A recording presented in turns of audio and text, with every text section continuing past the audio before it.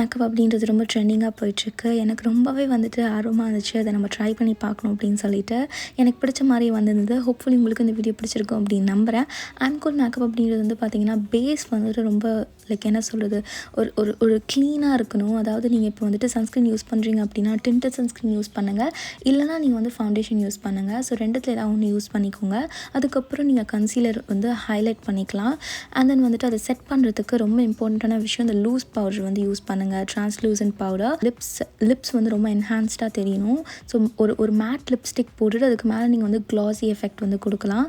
And then ரொம்ப இம்பார்ட்டண்ட்டான விஷயமே என்ன அப்படின்னு பார்த்தீங்கன்னா ப்ளஷ் தான். ஸோ ப்ளஷ்க்கு நீங்கள் வந்து என்ன ப்ளஷ் வேணால் யூஸ் பண்ணிக்கோங்க.